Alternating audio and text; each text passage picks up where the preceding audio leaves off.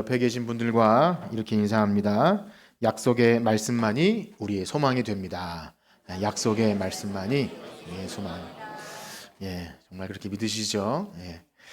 오늘 우리가 함께 읽은 예레미야 이 3장 말씀은 총 5장으로 구성되어 있는 이 예레미야 애가의 중심, 가운데 위치한다고 할 수 있을 것 같습니다. 마침 산으로 비교하자면 산봉우리로 말할 수 있을 것 같고요. 그래서 애가서의 가장 핵심적인 부분을 담아내고 있다, 그렇게 말할 수 있을 것 같습니다. 특별히 애가서는요, 히브리어 알파벳 순서에 따라서 각 장이 1절에서 22절씩 구성되어 있는데요. 알파벳이라면 우리가 A, B, C, D 하듯이 히브리어의 알렙, 베이트 이렇게 그 순서로 앞 글자를 따서 라인을 맞춰서 그렇게 22절로 구성되어 있습니다. 그런데 3장만 특별히 66절로 되어 있죠.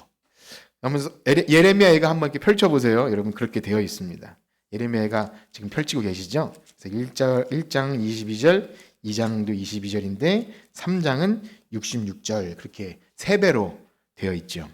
한번 펼쳐서 이렇게 보십시오. 이제 애가를 우리가 앞으로 보려면 매일 성경에 따르면 한 6년 기다리셔야 되고, 일부러 다시 찾아서 보지 않는 한 볼 수 없을 수도 있습니다.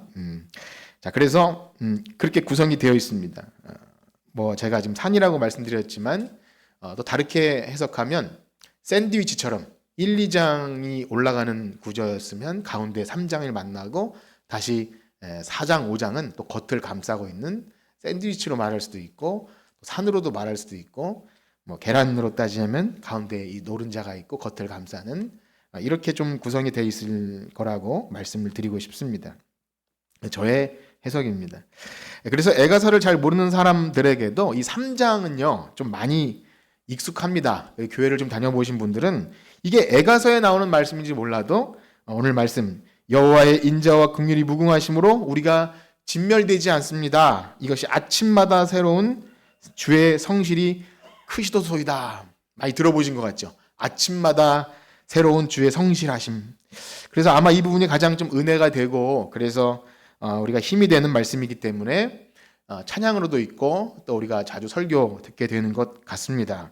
그런데 잘 생각해 보면 말씀드린 대로 이것이 산이라고 한다면 산 정상까지 올라가기 위해서 산의 입구부터 출발해서 힘들고 어려운 과정들을 거쳐서 좀 어렵지만 한 걸음 한 걸음, 아무리 높은 산도 한 걸음 아니겠습니까?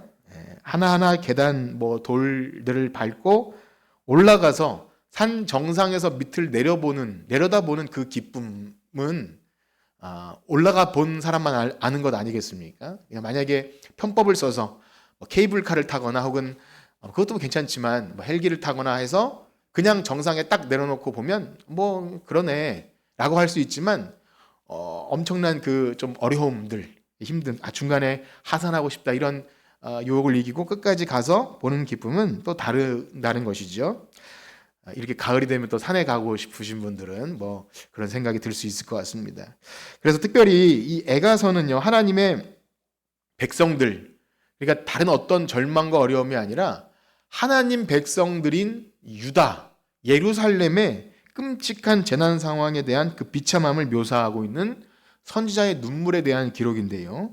이 모든 일이 우연히 일어난 것이 아니라 바로 백성들의 죄로 말미암아 하나님께서 바벨론을 들어서 그들을 심판하신다, 그런 내용입니다. 제가 이렇게 짧게 간략하게 말씀드렸지만 이것은 이해하기가 쉽지 않습니다. 그러니까 일반 세상 사람들도 이 땅에서 겪게 되는 예기치 못한 전쟁이나 폭력이나 어떤 재난 상황, 사고, 교통사고라 할지라도 사랑하는 사람을 잃고 끔찍한 일을 당했을 때는 이러저러해서 상태가 이렇게 됐다, 누가 이론적으로 납득을 시켜줘도 받아들일 수가 없는 거죠. 도저히 납득할 수 없는 상황에 그냥 망연자실하고 그냥 슬퍼서 우는 것이 전부라는 겁니다. 하물며 이 일은요, 하나님께서 너무나 사랑하셔서 너희는 내 백성이다, 내 신부다, 이렇게 내가 독수리 날개처럼 너희를 안았다 말씀하시면서 애굽에서 탈출시킨 이스라엘 백성, 그 언약 백성들을 그 약속의 땅에서 하나님이 직접 뽑아서 쫓아내시고 자신의 손으로 심판하는 그 하나님의 진노에 관해서는요, 아무리 그들이 불순종한 당사자라 하더라도 이 징계의 의미를 쉽게 이해하기는 너무나 어렵습니다.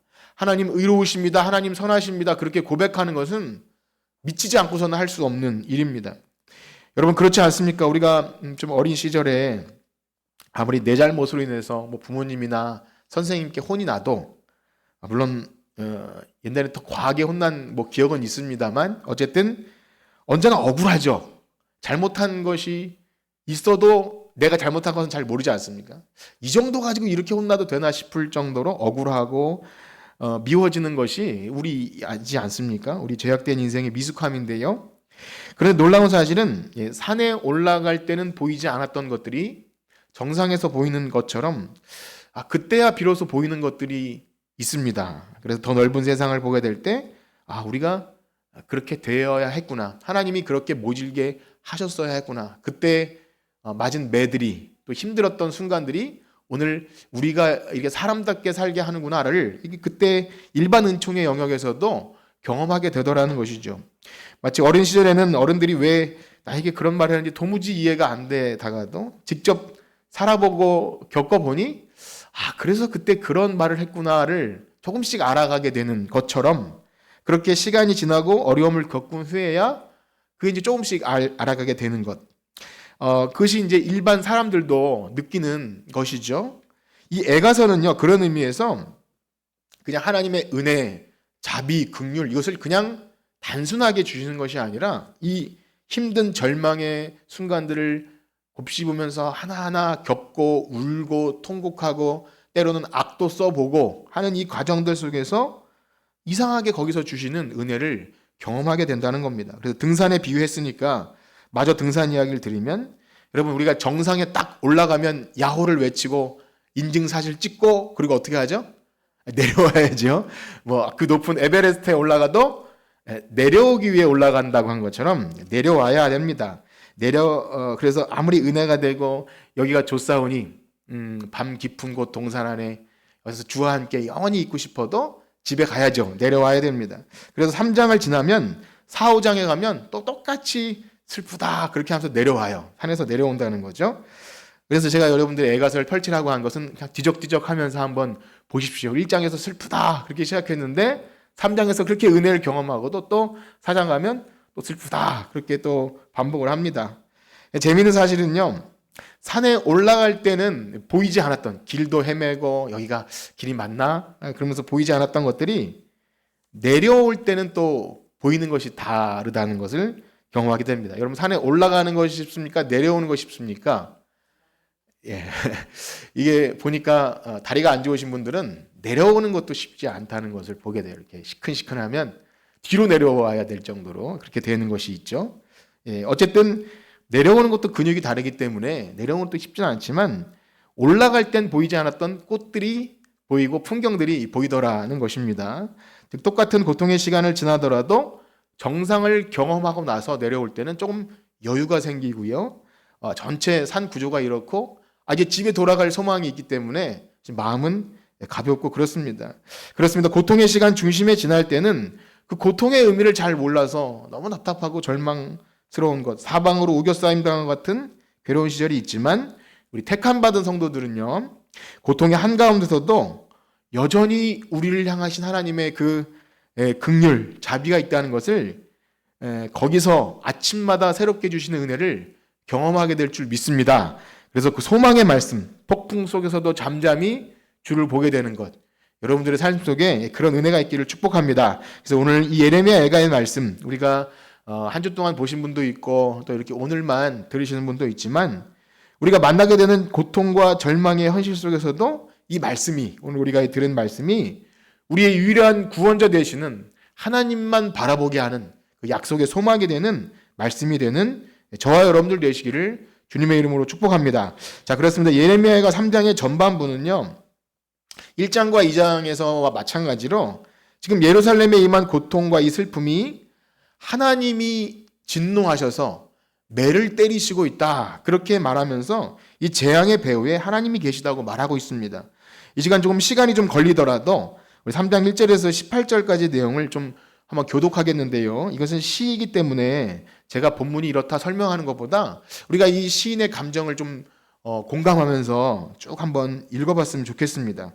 우리 1절에서 18절인데요. 3장 1절에서 18절 한번 교독해 보겠습니다. 제가 먼저 읽을게요. 여호와의 분노의 매로 말미암아 고난당하는 자는 나로다.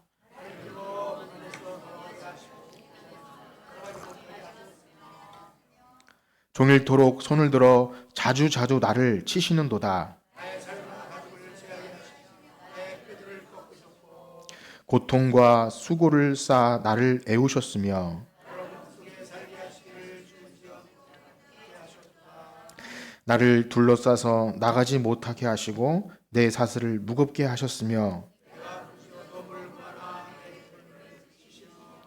다듬은 돌을 쌓아 내 길들을 막으사 내 길들을 굽게 하셨도다.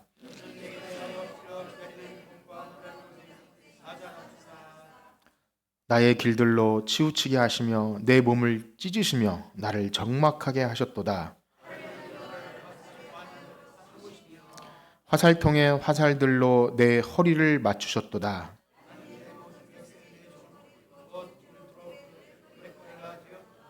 나를 쓴 것들로 배불리시고 쑥으로 취하게 하셨으며 주께서 내 심령이 평강에서 멀리 떠나게 하시니 내가 복을 내어버렸으며 여호와께 대한 내 소망이 끊어졌다. 아멘. 여러분, 이 말씀이 은혜가 되십니까? 참 슬픈 내용이죠. 이 시인의 답답함과 절망감, 이것이 이 배우의 대적이 있는 것이 아니라 하나님이 나를 막으시고 기도도 물리치시고 사방으로 우겨싸임 당하게 한 이 자세, 이 삶이 하나님이 하셨다. 근데 이러한 애가를 묵상하는 것이 좀 우울하고 힘들지 몰라도 우리가 산의 정상에 올라가기까지 말씀을 통해 전해오는 이 슬픔, 이 시인의 슬픔을 함께 공감하는 과정들이 반드시 필요합니다. 그렇습니다. 지금 고통 가운데 신음하는 이 남성은요, 18절 보는 것처럼 나의 힘과 여호와께 대한 소망이 끊어졌도다. 이 소망이 다 끊어져 버린 것 같은 절망에 빠져 있습니다. 우리가 자주 부르는 찬양 가운데 아시죠? 세상 소망 다 사라져도 세상 소망 다 사라져가도 주의 사랑은 끝이 없으니, 그 찬양처럼 세상 소망 다 끊어져도 그래도 주님을 향한 소망이 있다면 우리 신자들은 살아갈 수 있는 것 아니겠습니까? 그런데 여기 시인은 그 여호와께 대한 소망마저 끊어졌도다. 마치 사형 선고 당한 그런 깊은 절망인 것이죠. 지금 말씀을 듣는 여러분들 가운데 혹 이 절망의 한가운데 계신 분들이 있을 수 있고요. 혹은 그런 경험이 있을 수 있는 분도 있고, 혹은 지금은 좀 살만합니다 하는 분도 있을 수 있습니다. 그러나 우리가 반드시 기억해야 할 사실은 우리가 구원받은 신자로 이 땅에 살아가면서 우리에게는요, 결코 피해갈 수 없는 것이 죄와 악과 고통의 문제입니다. 즉 우리가 신앙생활 잘하고 믿음생활 잘함으로 이런 모든 것들이 면제받는 것이 아니라는 겁니다. 그래서 세상 사람들은 이 고통의 현실을 다른 어떤 것으로 채우려고 뭐 술이나 혹은 약물이나 뭐 잊어보려고 쾌락이나 혹은 뭐 물질을 많이 가짐으로 채우려고 하죠. 그 여러 가지 이 땅에서의 한계들을 극복해 보려 합니다. 그러나 죄와 악과 고통이 있는 현실은 결코 우리가 벗어날 수 없죠. 조금 더 나은 방법으로 뭐 종교나 수행이나 여러 가지 것으로 해보려 하지만 더 깊은 절망에 빠지는 것이 인간의 처해진 현실입니다. 신자들에게 있어서도 이것을 이겨보려고 믿음의 힘으로 이긴다는 것이 고작 긍정의 힘으로, 내가 예수 잘 믿으면 마음이 긍정적으로 변해서 이 어려움을 이겨낼 것이다. 뭐 이거 나쁜 것은 아니지만 어떤 육신적인 복, 그래서 우리가 기대하기에 조금 더 나은 형편이 있으면 이것이 믿음의 결과이구나. 이렇게 외적인 것으로 마치 마취 주사를 놓듯이 우리의 현실을 외면하게 하는 그러한 것이 아니라는 것입니다. 무엇보다 우리가 예수를 잘 믿고 믿음 생활 잘한 결과가 이 세상에서 잘 되는 결과. 그래서 죄와 악과 고통의 현실을 면제받는 방식으로 나 자유하고 평안하다 이렇게 말하지 않는다는 겁니다. 그러면 이것도 아니고 저것도 아니면 도대체 우리는 무슨 힘으로 이 현실을 이겨낼 수 있다는 것입니까? 우리가 좀 전에 읽은 본문 안에서 이제 본문 뒤에 아주 신비스러운 장면이 이어지게 되는데요. 우리 19절에서 21절까지를 한번 같이 읽어보겠습니다. 19절에서 21절입니다. 시작. 내 고초와 재난 곧 쑥과 담즙을 기억하소서. 내 마음이 그것을 기억하고 내가 낙심이 되오나 이것을 내가 내 마음에 담아두었더니 그것이 오히려 나의 소망. 여러분 여기 되게 이상한 것을 좀 느끼셨습니까? 이 3장의 전반부는 우리가 읽은 대로 하나님이 막대로 매질을 해요. 그리고 사방으로 우겨싸임을 당했고 기도에도 응답하지 않으시고 오히려 곰과 사자와 맹수로 자신을 공격하시는 그 하나님으로 인해서 지금 19절 20절에 보면 고초와 재난을 쑥과 담즙이다. 쑥은 담즙은 모르겠는데요. 어쨌든 그것으로 인하여 내 마음이 낙심돼서 너무나 괴롭습니다. 고통을 토로하고 있는데 그런데 이상하게도 그 고통은 여전한데도 21절에 보면 마음 한구석에서 알 수 없는 소망이 샘솟는 놀라운 변화들이 생겨납니다. 그래서 우리가 이 부분이 우리 개역개정 성경엔 좀 이게 자세히 기록이 안 돼 있는데 새번역을 읽어보면 좀 이 반전이 극명하거든요. 우리 화면을 보시면서 이 새번역 버전으로 한번 19, 20, 21절을 한번 읽어보도록 하겠습니다. 한번 읽어볼게요. 시작. 내가 겪은 그 고통, 쓴 쑥과 쓸개즙 같은 그 고난을 잊지 못한다. 잠시도 잊을 수 없으므로 울적한 마음을 가눌 길이 없다. 그러나 마음속으로 곰곰이 생각하며 오히려 희망을 가지는 것은. 여러분 21절 앞에 그러나 이렇게 되어 있죠. 우리 성경에는 없는데요. 바로 이것이죠. 지금 극심한 고통 한가운데서 곰곰이 그 고난을 곱씹고 있는데 고난을 묵상한다는 것은 참 절망적인 건 아닙니까? 그런데 이 시인의 머릿속에 섬광처럼 스쳐 지나가는 한 가지 생각이 떠올랐는데 그 생각이 그 절망 가운데서 소망이 되었다고 하는 놀라운 고백을 하고 있습니다. 그 떠오르는 생각이 무엇입니까? 바로 오늘 읽은 본문입니다. 우리 22절에서 26절까지를 한번 읽어보겠습니다. 22절에서 26절 시작. 여호와의 인자와 긍휼이 무궁하심으로 우리가 진멸되지 아니함이니이다. 이것들이 아침마다 새로우니 주의 성실하심이 크시도소이다. 내 심령에 이르기를 여호와는 나의 기업이시니 그러므로 내가 그를 바라리라 하도다. 기다리는 자들에게나 구하는 영혼들에게 여호와는 선하시도다. 사람이 여호와의 구원을 바라고 잠잠히 기다림이 좋도다. 아멘. 이 말씀이 여러분들에게 힘이 되십니까? 편안한 순간에 따뜻한 방 안에서는 결국 경험할 수 없는 것이 힘들지만 산에 올라가서 좀 높은 산에 올라가서 경험할 수 있는 그 장면들을 보는 것처럼 우리가 경험하지 못한 은혜들이 때로는 선교지에 가면 또 경험하게 되는 놀라운 은혜들이 있는 것처럼 그렇게 아무 일 없을 때는 우리가 아무 일 없게 기도하지 않습니까? 아무 일 없이 근심 걱정 없게 해주세요. 기도하지만 실제로 아무 일 없을 때보다 이런 절망의 순간에서 하나님에 대한 놀라운 고백들이 거의 죽을 뻔한 상황에서 탄식으로 터져 나온다는 겁니다. 놀라운 사실은 이 절망의 순간에 이 생각들이 그냥 한 번 지나는 것이 아니라 아침마다 새롭게 깨달아진다는 것이죠. 사랑하는 성도 여러분, 우리 이처럼 이 주의 인자와 자비와 성실하심이 아침마다 새롭습니다 하는 이런 고백이 어떤 의미인지 좀 아시겠습니까?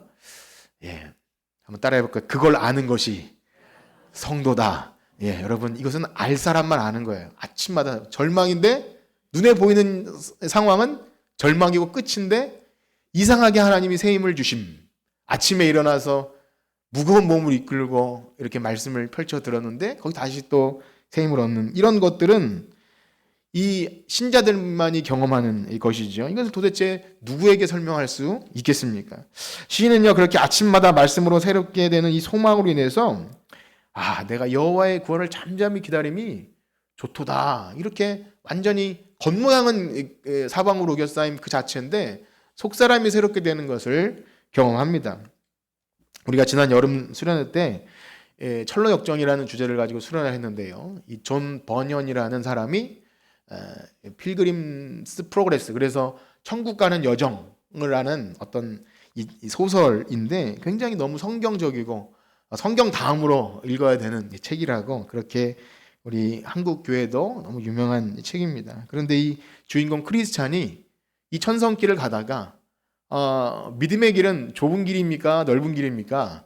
좁은 길이잖아요. 고되고 힘들어요. 언제까지 가야 되나? 그러다가 조금 넓은 길이 나타나서 이렇게 곁길로 빠진 거죠. 그런데 길을 잃어버립니다. 그러다가 이제 깊은 잠이 빠지게 된 거죠. 깨어나 보니까 깨어난 곳이 의심의 성이라고 하는 곳에 절망 거인이, 큰 몽둥이를 들고 있는 절망 거인이 자기를 잡아다가 감옥에 쳐 넣습니다. 그 절망 거인의 아내 이름은 준욱입니다. 준욱 들어 있지 않은 것 같아요.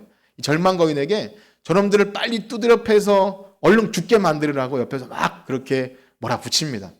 그런데 어쨌든 이 크리스천과 이 친구 소망, 함께 걸어가는 소망은 잡혀서 거의 죽도록 두드려 맞습니다. 며칠 두드려 맞는데, 그러다가 너희들 아직도 안 죽었냐 물어보는 거죠. 이렇게 두드려 맞고 계속 여기 감옥에서 갇혀 있는 차라리 죽어라, 자살해라 이렇게 말합니다. 독약을 갖다 주면서 빨리 이 생을 끊어라 이렇게 절망 거인이 이렇게 말하는 거죠. 제가 이렇게 설명드려도 재밌죠, 여러분? 한번 읽어보세요. 얼마나 재밌는지 모릅니다. 그런데 감사하게도 옆에 있던 소망이라는 친구가 자꾸 위로를 해줘요. 야, 조금만 더 버텨보자. 이제까지 잘 싸우지 않았냐? 그 괴물 아볼루온과도 너는 용감하게 싸워냈어. 그 허영이라는 시장에서도 거기서도 너는 용감하게 시험을 이겨냈어. 이렇게. 그런데 여기서 우리가 스스로 목숨을 끊는 것은 살인하지 말라고 하는 하나님의 그 말씀에도 위배되는 것 아니겠니? 하면서 소망이 옆에서 계속 떠들어 주는 거예요. 얼마나 위로가 됩니까? 그런데 놀라운 사실은 그 깊은 절망에서 갑자기 그 크리스찬의 머리를 스치고 지나가는 하나의 생각에 있었습니다. 그것이 뭐냐면, 내 목에 이 가슴에 이 목걸이 하나를 걸고 있는데 그 목걸이에 열쇠가 걸려 있어요. 이 열쇠의 이름은 약속의 열쇠입니다. 재밌죠? 약속의 열쇠가 딱 걸려 있어요. 반지의 제왕도 아니고 뭐 열쇠인데, 이 열쇠는 무슨 열쇠냐? 무슨 문이든지 열고 나갈 수 있는 열쇠예요. 약속의 열쇠, 언약의 열쇠인데 이것을 이제까지 몰란 거예요. 두드려 맞으면서 절망에 묵상하고 있으니까 이를 까먹고 있다가 언뜻 생각이 나서 한번 열어볼까 했는데, 그렇게 굳센 감옥문이 그 열쇠로 여니까 스르륵 열렸다는 거죠. 얼마나 놀라운 사실입니까? 그렇습니다. 많은 사람들은 절망에서 헤어나올 수 없는 이 깊은 절망에 빠지게 될 때 악한 마귀는 차라리 그렇게 사느니 죽는 게 낫지 않겠니? 이렇게 마귀는요, 사람을 그렇게 유혹하고 영혼을 속이게 됩니다. 그러나 사랑하는 성도 여러분, 하나님 백성은 하나님께서 우리 아버지 되시기 때문에 죽음의 권세가 그를 만지지도 못한다. 그렇게 우리를 보호하실 줄 믿습니다. 하나님이 어떻게 우리를 보호하십니까? 방금 말씀드린 것처럼 이 진리의 말씀, 언약의 말씀이 우리의 소망이 되어서 나는 너희의 하나님이 되고 너희는 내 백성이 되리라.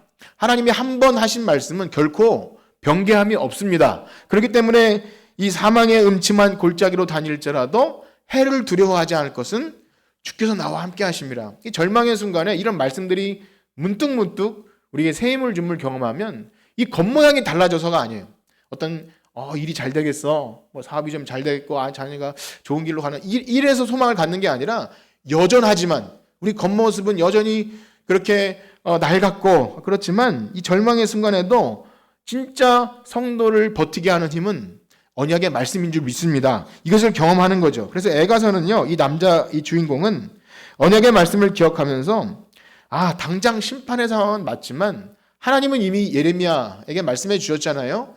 심판이 목적이 아니라 회복이 목적이다. 내가 너희를 그 땅에서 뽑겠지만 다시 심겠다.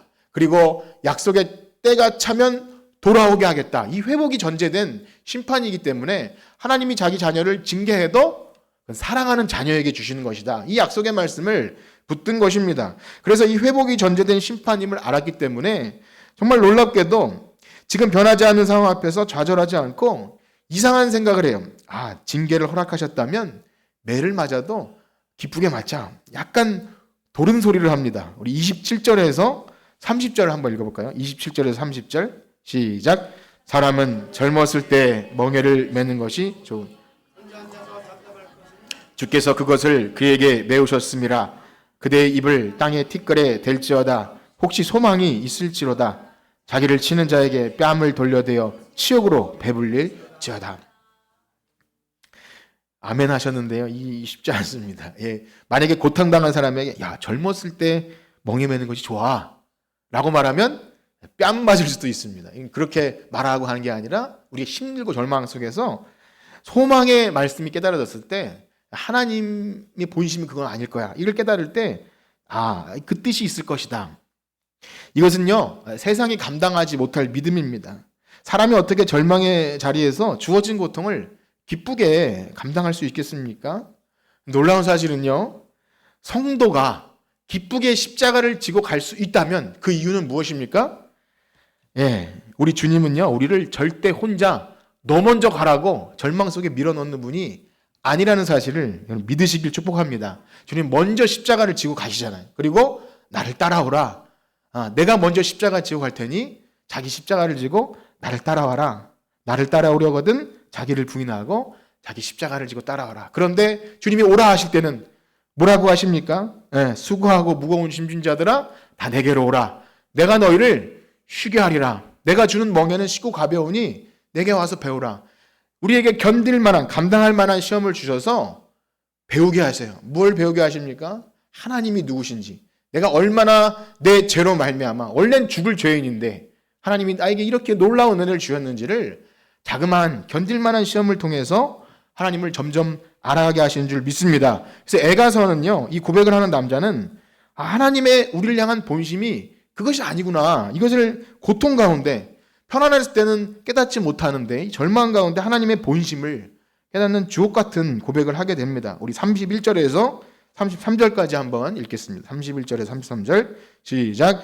이는 주께서 영원하도록 버리지 아니하실 것이며 그가 비록 근심하게 하시나 그의 풍부한 인자하심에 따라 긍휼히 여기실 것임이라.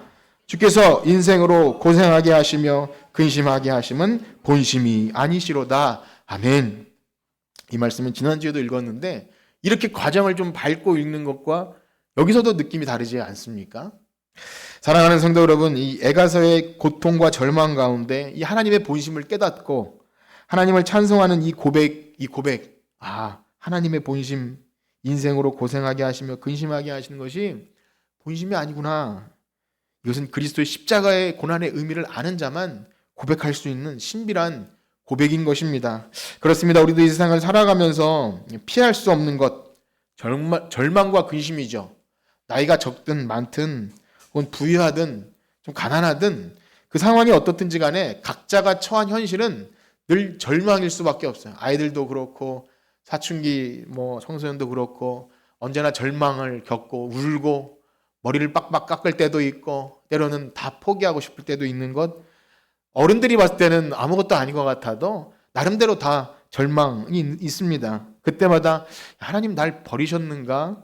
나에게 하나님 왜 이러실까? 살소망이 끊어지는 경험을 하게 되죠. 놀랍게도요, 하나님 백성은 절망의 순간에 오히려 하나님의 깊은 뜻을 깨닫게 되는 줄 믿습니다. 시편 119편 말씀에도 보면 고난당하는 것이 내게 유익이라 내가 주의 윤례를 배우게 되었습니다. 이 시편 119편 71편을 여러분 꼭 기억해 두십시오. 고난당하는 것이 내게 유익이라. 그리고 사도 바울도요, 고린도에 보내는 편지에서 너무 좀 신비한 고백을 하는데요. 우리 그 부분을 한번 읽도록 하겠습니다. 고린도후서 1장 8절에서 9절입니다. 시작. 형제들아, 우리가 아시아에서 당한 환난을 너희가 모르기를 원하지 아니하노니 힘에 겹도록 심한 고난을 당하여 살 소망까지 끊어지고 우리는 우리 자신이 사형 선고를 받은 줄 알았노니 이는 우리로 자기를 의지하지 않고 오직 하나님만 의지하게 하심이라. 아멘. 너무 놀랍지 않습니까? 살 소망이 끊어지고 사형 선고를 받은 줄 알고, 실제로 바울은 몇 번 죽을 고비를 넘겼죠. 거반 죽은 줄 알았는데, 그런데 이상하게도 극심한 절망 가운데 자기를 의지하지 말고 죽은 자를 다시 살리시는 하나님을 의지하게 하심이구나. 이 놀라운 부활의 능력을 경험하게 되었다는 것입니다. 편안할 때는 경험할 수 없다는 것이죠.